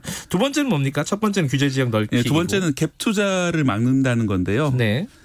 예전에 예를 들어서 이제 본인이 전세에 살면서 무주택자 같은 경우에 전세 자금은 대출로 받고 그러다 보면 자기 이제 가용 자금이 좀 많이 남잖아요. 그거 가지고 다른데 갭 투자를 사놓고 돈을 조금씩 모아가지고 그 갭 투자해 놓은 집에 다시 입주하겠다. 뭐 이런 식으로 이제 갭 투자라는 게 돈이 많은 사람뿐만 아니라 일반적인 사람들도 상당히 많이 했었거든요. 그러다 보니까 이제 계속해서 당장 살지도 않을 집에 이제 먼 미래를 내다보고 이제 갭 투자를 하는 사람들이 많이 늘면서 집값이 오르는 요인이 된다 이렇게 파악을 했고요. 그래서 투기 과열지구 내입니다. 투기 과열지구 내에 대해서는 3억 원이 넘는 집을 신규 구입하는 경우에 전세 대출 보증이 제한되고 또 전세 대출을 미리 받았던 사람들이라면 즉시 대출이 회수되게 됐습니다. 그래서 이제 전세자금 대출을 사용한 갭 투자는 안 된다. 투기과열지구는 이제 서울이라든지 서울 남부 지역의 경기도권이 다 들어가게 되는데요. 그런 지역에서는 이런 게 안 된다라고 보시면 되고요. 갭 투자를 아예 막아버렸다. 3억 원이 이상이면 사실 거의 대부분의 아파트잖아요. 그렇죠? 그런데 이제 전세자금 대출을 이용하지 않은 갭 투자는 사실 가능해요. 지금도. 그렇기 때문에 전세자금 대출을 이용한 갭 투자는 막혔다 이렇게 생각하시면 되고요. 이거하고 약간 관련된 게 이제 주택담보대출을 받아서 또 집을 사는 경우들이 있는데 그 경우는 이제 종전에는 1년 안에 그 집에 입주를 해야 됐거든요. 그런데 지금은 이제 6개월 안에 입주를 해야 되기 때문에 이거는 뭐 집이 없는 분들이 이제 그 어떤 집을 사고 주택담보대출을 일으켰으면 6개월 안에 입주를 해야 되고 또 1주택자도 마찬가지입니다. 1주택자가 새 집을 사면서 주택담보대출을 받으면 기존 집도 6개월 안에 처분을 해야 됩니다. 그래서 좀 약간 바빠졌다는 게 좀 바뀐 내용입니다. 이게 좀 뒤에 할 얘기인데 궁금해져서 그러니까 주택담보대출, 뭐 전세대출, 뭐 요걸 갭 투자를 막겠다, 요거까지는 뭐 이해할 수 있는 분들이 꽤 있을 것 같은데 주담대까지 규제를 두는 거는 강하게 두는 거는 집을 살려고 한 채 내 집 마련하려는 사람들한테 너무 어렵게 만드는 거 아니냐, 이 비판에 대해서는 뭐라고 합니까? 일단 이제 예외 규정이 자세히 살펴보면 있더라고요. 있어요? 예외 규정이 있어서 기존 집에 이제 임대차가 좀 남아 있다. 그럼 임대차 기간까지는 허용해 준다. 허용해 줄 수 있다. 근데 뭐 구체적인 방법은 설명이 없던데 이번 보도자료도 마지막에 보면 Q&A 보면은 예외가 있습니다. 그래서 기존 주택에 주담대가 임대차가 남아 있으면 그 임대차 기간까지는 허용해 주겠다. 이런 내용이 있기 때문에 아마 실제로 시행할 때는 그런 쪽으로 좀 편의를 도모할 것 같고요. 실제로 이제 어제 김상조 실장도 무주택자의 주택 획득하는데 이제 문제점들을 해결하겠다 했기 때문에 추가 대책을 좀 보셔야 될 것 같습니다. 추가적으로 그런 어떤 불만이라든가 이런 부분들에 대해서. 근데 큰 틀은 그거겠죠. 큰 틀은 어쨌든 주택 가격을 안정시키는 게 내 집 마련에 궁극적으로는 도움이 된다. 이게 큰 틀일 텐데 이제 단기적으로는 그게 좀 불편한 분들이 좀 있을 거예요. 당연히. 그렇죠? 특히 이제 1주택자 같은 경우 6개월 안에 팔고 사고 해야 되기 때문에 그렇죠. 쉽지 않아요. 좀 어려울 수 있습니다. 그런데 이제 사실은 그동안 이제 집을 오르는 시기에 빨리 사고 파는 건 천천히 하면서 그 사이의 어떤 갭을 이용해서 이제 양도 차익을 얻는 경우들이 꽤 있었거든요. 그런 걸 잡겠다 이런 취지인 것 같습니다. 그리고 또 하나가 이제 아까 잠깐 언급해 주신 재건축 관련해 가지고요. 2년 이상 살아야 된다? 거기 조합원이 되려면? 이건 어떤 내용이죠? 정확하게는? 재건축 아파트가 예를 들어 여의도 같은 경우에는 한 50년 아파트가 됐기 때문에 상당히 좀 열악한 경우가 많았죠. 그래서 이제 실제로 집주인이 살지 않고 산 다음에 임대를 주고 이제 재건축 될 때까지 기다리는 경우가 많았는데 그런 걸 차단하겠다. 실제로 가서 살아야만 분양권을 받을 수 있고 만약에 이제 분양권을 못 받는다는 얘기는 살지 않는 집주인들, 산 적이 없는 집주인들은 나중에 청산할 때 현금으로 받아라. 뭐 이렇게 되거든요. 이게 당장 시행되는 건 아니고 올해 12월 달까지 법이 개정될 예정이고. 이거는 법 개정 사안이군요. 법 개정되면 그때까지 재건축 조합이 결성 안 된 곳을 대상으로 이렇게 시행이 되는데 두 가지 효과가 예상이 됩니다. 하나는 이제 12월까지 좀 재건축이 빨라질 수 있고요. 할 수 있는 곳들은. 그리고 할 수 없는 곳들은 재건축이 12월 이후에는 상당히 좀 어려워지지 않을까 생각이 듭니다. 그래요. 자, 전반적으로 여러 가지 대책들을 정리를 해 주셨는데 이게 항상 나오는 얘기죠. 이게 과연 실효성이 어디까지 갈까? 유통기한이라고 할까요? 효과는 어느 정도일까? 어떻게 보십니까? 이번에 가장 강력한 게 사실 갭 투자가 어려워졌다. 전세자금 대출 이용한 갭 투자가 어려워졌다. 그리고 이제 재건축 2년 살아야 된다. 이런 것 때문에 특히 재건축 단지라든지 갭 투자가 가능했던 지역들은 상당히 좀 가격이 내려갈 가능성도 있다고 생각이 들고요. 그리고 또 아까 설명 안 드렸는데 법인의 주택 구입도 상당히 규제를 했거든요. 그리고 법인 같은 경우 종부세를 많이 앞으로 낼 수 있도록 돼 있기 때문에 법인이 보유했던 아파트 물량도 나올 수가 있습니다. 그래서 그런 물량이 많이 나오는 지역은 가격이 단기적으로 좀 내리지 않을까 생각이 들고요. 다른 전문가들 의견들도 상당히 비슷합니다. 하지만 좀 장기적으로 좀 다를 수도 있겠죠. 그러니까 강력한 대책, 지금 시점에서 평가해 보기에는 강력한 대책인 건 사실이다. 그래서 단기적으로 가격이 좀 내려갈 가능성은 있다. 장기적으로 다를 수 있다는 말은 어떤 부분이죠? 일단 공급 문제입니다. 공급. 일단 지금 현재까지 집계된 바로는 내년 서울 신규 아파트 물량이 올해보다 줄 것이다라는 거거든요. 입주 물량이 줄 거기 때문에 서울에서 사실 새로 입주 물량이 나오려면 재건축이나 재개발 아니고서는 불가능한데 재건축 같은 경우는 아까 말씀드린 대로 올해 안에는 어떻게든 조합이 많이 결성되겠지만 이게 규제가 시행되고 나면은 재건축이 어려워질 수 있거든요. 뭐 그런 이제 불안감 때문에 서울 같은 경우에 신규 아파트를 많이 좋아하시잖아요. 20년 안 된 아파트가 이제 주차장하고 직결되고 여러 가지 편리한 점이 많기 때문에 좋아하시는데 그런 물량이 안 나오면은 좀 서울 같은 경우에 오를 수 있지 않냐 이런 분석이 나오고 있습니다. 장기적으로 보면은 공급 부족 문제가 해결이 안 되기 때문에 주택 가격이 다시 올라갈 가능성도 있다. 근데 이제 재건축은 사실은 굉장히 이게 예민한 문제잖아요. 그 이제 워낙 또 가격도 비싸기도 하고 그래서 이 아마 주민들이 반발하고 소송하고 이런 것들이 이어질 수도 있을 것 같아요. 네, 그렇습니다. 그리고 이번에 재개발은 또 규제에 빠졌거든요. 그래서 이제 부동산 업계에서는 재개발 쪽이 더 호황이 되는 거 아니냐 뭐 이런 얘기도 그렇습니다. 그것도 일종의 풍선 효과일 수도 있겠네요, 그죠? 근데 어쨌든 이거 법이 바뀌어야 된다는 거잖아요. 12월까지. 그리고 아까 말씀드렸던 거 이제 재개 2년 의무 규정 같은 경우에는 8년 임대 그러니까 이제 임대사업자 등록을 해서 8년간 임대를 의무적으로 줘야 되는 사람들은 너무 불합리한 거 아니냐. 자기들은 이제 살고 싶은데도 8년 이미 의무적으로 임대 사업을 냈기 때문에 안 된다 이런 불만이 있는데요. 정부가 거기에 대해서도 아마 대책을 마련하고 있다라고 말했습니다. 그 부분 어떤 대책이나 구제책이라고 할까요? 뭐 그런 부분들은 좀 기다려 보고요. 근데 이제 좀 더 근본적인 문제가 있습니다. 이제 공급 부족 얘기도 있고 또 하나는 유동성 문제가 있어요. 지금 돈이 많이 풀렸는데 갈 데가 없다. 이 문제는 이런 규제로 해결하기 좀 어렵지 않나 이런 시각도 있습니다. 분명히. 그렇죠. 지금 다들 아시다시피 코로나19 때문에 워낙 대출 금리가 사상 최저인데다가 돈도 많이 풀렸습니다. 그래서 이제 광의 통화 M2가 사상 최대고 또 광의 통화 중 협의 통화 비율 그러니까 이제 실제로 유동성 비율이라고 하는 것들이 34%쯤 되는데 그 역대 최대라고 합니다. 그래서 실제 돈이 많이 풀려 있어요. 그래서 지난달에 서울에 이제 세 채 분양이 나왔는데 네. 26만 명이 청약을 했거든요. 이거는 이제 주택 청약 순위 상관없이 청약하는 거라서 로또라고 얘기했던. 예, 그렇습니다. 그래서 1인당 5억 원 정도 마련돼야 청약이 가능한데 26만 명이 청약했다는 거는 약 130조 원이 언제라도 부동산을 사겠다. 이런 돈들이 많이 있는 상황이기 때문에 그래서 아마 이번에 좀 강력한 대책이 나온 것 같습니다. 이대로 둬서는 안 되겠다. 이런 생각 때문에 된 것 같고요. 단기적으로라도. 예, 실제로 2008년도 글로벌 금융위기가 있은 다음에 영국의 경우에는 지금까지 한 부동산 가격이 60% 정도 올랐거든요. 그런데 산업 생산은 약간 떨어졌어요. 그때 비교하면 12년 지났잖아요. 예. 그런 것처럼 유동성을 많이 공급하다 보면은 실물 자산 가격이 많이 올라가는데 예. 실제로 회복돼야 될 산업은 별로 회복이 안 되는 경우들이 상당히 있습니다. 그래서 정부도 그 점을 우려해서 강력한 대책을 내놓고 있는 것 같습니다. 이게 근데 이제 젊은 사람들 입장에서 20, 30, 한 40 여기까지 그 위 세대도 마찬가지인데 주택 가격 안정도 중요한데 이게 전세 가격 안정도 굉장히 중요한 문제거든요. 네. 정책이 좀 같이 가야 될 텐데 그런 부분들에 대한 고민들도 있겠죠. 정부도 당연히. 네, 그렇습니다. 그래서 이번에 이제 임대차 3법이라고 해서 네. 임대차 갱신 청구가 가능하고 또 임대차 가격 인상을 제한하는 그런 법들이 논의가 되고 있는 그런 상황입니다. 네. 실제로 이제 법 제정 과정에서 얼마 통과될지 안 될지 그걸 봐야 되겠지만은 말씀하신 그런 문제가 좀 중요한 문제죠. 또 재산권 침해냐 아니냐 이런 논쟁도 분명히 있죠. 그 안에. 네. 그렇습니다.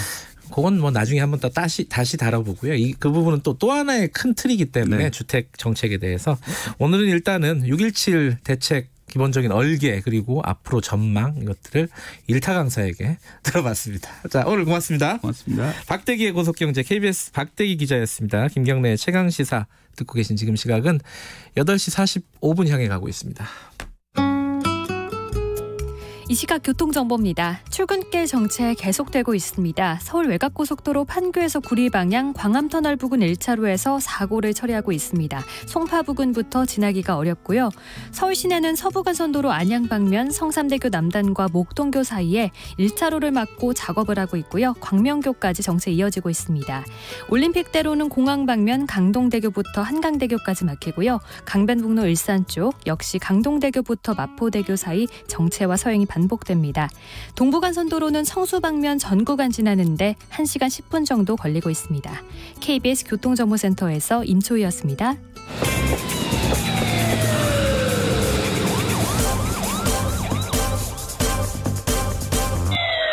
김경래의 최강시사. 네, 오늘 마지막 시간은요.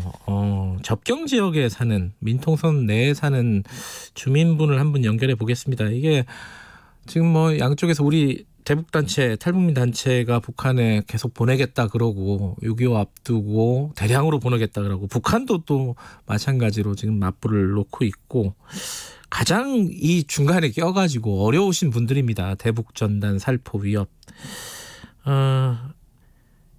이걸 중단하라는 시위도 지난 금요일에 하셨다고 하네요. 자, 경기도 파주 민통선 안에 있는 통일촌 많이 들어보셨죠? 이곳에 거주하시는 이완배 이장님 연결해 보겠습니다. 이장님 안녕하세요. 네, 안녕하세요. 예. 이런 일 있을 때마다 시끄럽고 힘드시죠? 그렇죠. 이런 일 뭐 최근엔 잘 없었는데 그죠? 아니 거기서는 몇 년 전에 한번 있더라고는 요새 좀 조용했더랬는데 예. 또 다시 그게 불거져 갖고 주민들이 많이 좀 애로사항이 많죠. 금요일 날 이거 좀 그만 좀 보내라 이런 시위도 하셨다고요? 네, 그 대북 전단지 살포를 중단하라고 예, 우리가 이제 마을 자체에서 그 성명서를 했어요. 마을이 그렇게 크지 않죠? 한 몇 세대 정도 삽니까? 우리 마을에 한 130세대 정도 살고 있습니다. 130세대요? 네. 그래도 뭐 작지 않은 마을이네요. 그렇죠. 민통단에서 제일 큰 마을이에요. 예. 이장님은 그 통일촌에 언제부터 거주를 하셨어요? 제가 73년도부터 거주했어요. 그러니까는 우리가 이제 휴전되고서부터 여기 있는 주민들을 전부 다 이렇게 피난을 보내고 이렇게 민통선을 남겨놨다. 73년도에 마을을 형성을 해갖고 입주를 해서 다시 살게 된 겁니다. 73년도 이장님도 실향민 출신이신 거죠?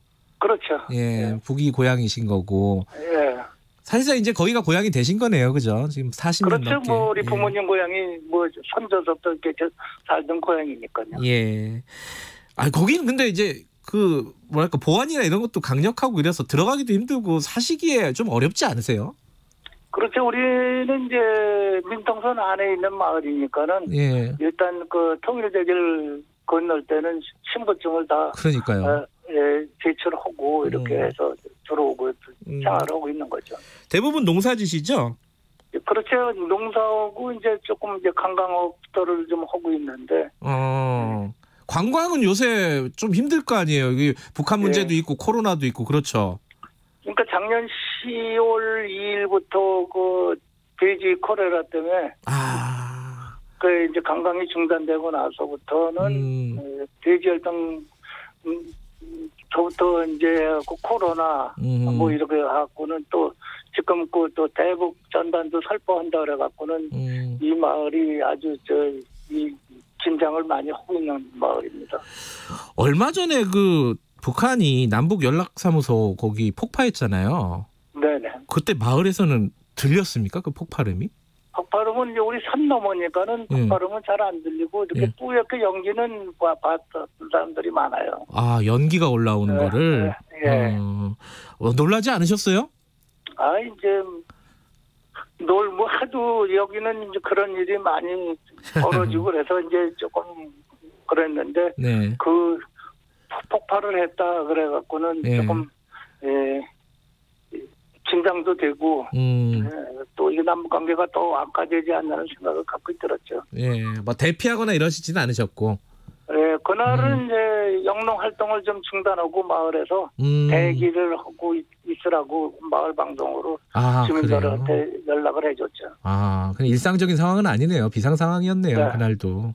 네. 지금 그 탈북민 단체가 계속 보내겠다고 얘기하고 있습니다. 더군다나 막 경기도가 행정명령을 내렸는데 이재명 도지사 집 옆에서 가스통을 폭발하겠다 뭐 이런 위협까지 하고 있습니다. 이게 뭐 실제로 그러겠냐 막 싶지는 하지만은 이런 모습들을 보면은 어떤 생각이 드십니까? 그 좀 이해가 남들보다 많이 되실 거 아니에요. 이 뭐 실향민 출신이시고 어떻게 보세요 이런 거는?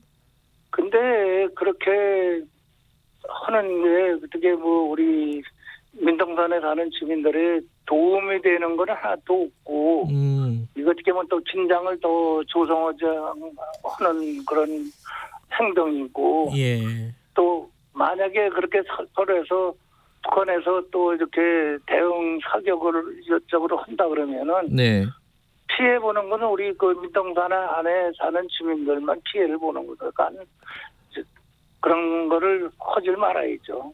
실제로 이게 그 삐라를 대북전단을 풍선에 실어가지고 이렇게 보내면은 북한이 그걸 사격을 한 적이 있었죠.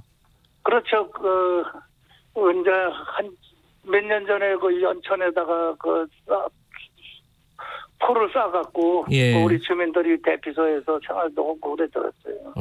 그 2014년으로 아는데 그때 총을 쏘고 이래갖고 실질적으로 그런 위협을 느끼시는 거예요, 그게? 주민들이 다칠 수 있다? 그러니까 그런 일이 있으면 우리 이제 그 대피소로 다 안내를 해서 대피소에 가서 생활을 해야 되니까 주민들이 불편이 많죠. 요번에 그런 일이 벌어질 수 있습니다, 그죠? 그렇죠. 그러니까는 긴장을 하는 거죠. 그건 좀 한 말씀 해주시죠. 그러면 그 주민들을 대표해서 이장님이시니까 그것들을 계획하고 있는 단체들이 있을 거예요. 이장님 입장에서 그 주민들 입장에서 한 말씀 좀 해주세요. 어떻게 좀 해달라. 그러니까 그 대북 전단을 뿌리는 그 단체에서는 지역 주민들 좀 생각 좀 하고 또 국가에 대해 도움도 안 되고 그러니까는 대북 전단 살포를 중단을 하고 편안하게 주민들이나 국가가 이렇게 긴장에 안 오고 살 수 있는 게끔 뿌리지 말고 자제해주지 않는 생각을 갖고 있습니다. 그 풍선에다가 요새는 이제 삐라 말고 뭐 쌀 같은 것도 넣어갖고 보낸대요. 그건 약간 무거울 거 아니에요. 이게 막 중간에 떨어지고 이럽니까? 민가에? 그렇죠. 이제 그 전에도 뿌리면은 우리 마을 근처에다 많이 떨어져요. 그런 게. 그래요? 이거 떨어지면 그게 그냥 뭐 이렇게 빈 뭐 논이나 밭이나 떨어지면 그거야 어쩔 수 없겠지만은 사람한테 맞을 수도 있고 이런 거 아니에요?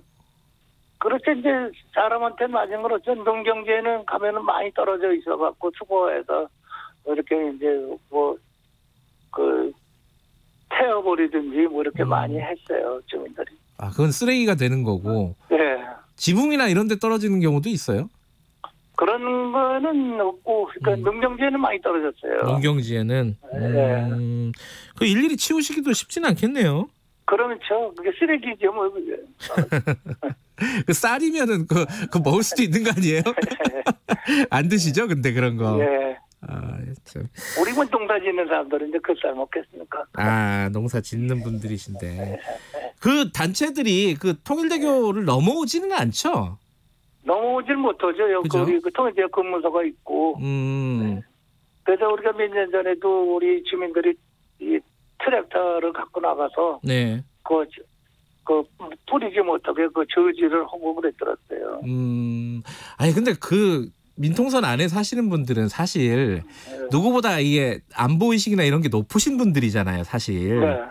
그러면 또 이 북한 쪽에 이걸 보내는 분들도 그런 뭐 안보 의식이나 이런 게 높으신 분들이 서로 이해하는 부분도 좀 있을 것 같기도 하고 그런데.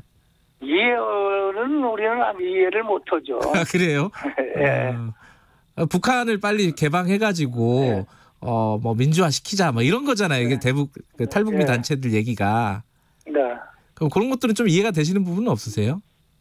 아니 그걸 뿌리면은 일단 이 긴장이 조성되니까는 오히려. 그걸 이해를 못하죠 저희들은. 이해가 안 가신다. 네. 근데 요번에 남쪽에서 그 대북 단체들이 뿌리는 거 말고 또 하나 문제가 북한이 대규모 삐라 전단을 준비하고 있다고 합니다. 1200만 장 준비하고 이게 예전에도 이렇게 북한에서 넘어온 삐라가 통일초원 같은 데 내려온 적이 있었나요?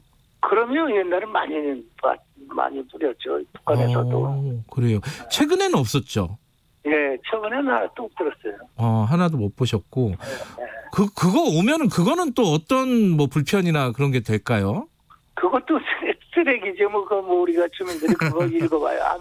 안 읽어보고 그냥 다 소각시키고 그래요. 쓰레기예요? 네. 지금 정부에서는 탈북 단체들에게가 하지 말라고 뭐 법적으로 조치도 취하고 있고 뭐 그렇다고 하는데 탈북 단체들 계속 하겠다는 겁니다. 이게 정부 당국에는 좀 한 말씀 해주고 싶은 말씀이 있다면 어떤 게 있을까요? 네.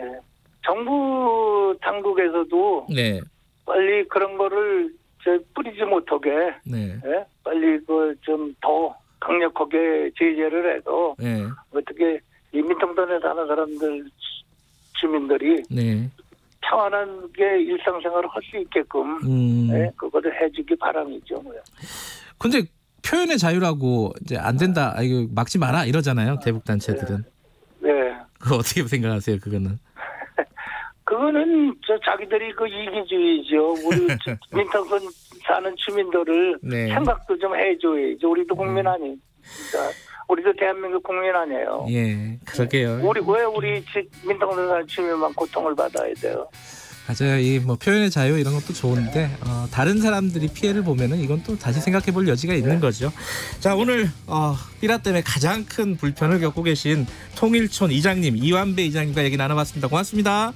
네, 수고하세요. 네, KBS 1라디오 김경래 최강시사 오늘 여기까지 하겠습니다. 내일 아침 7시 20분에 다시 돌아옵니다.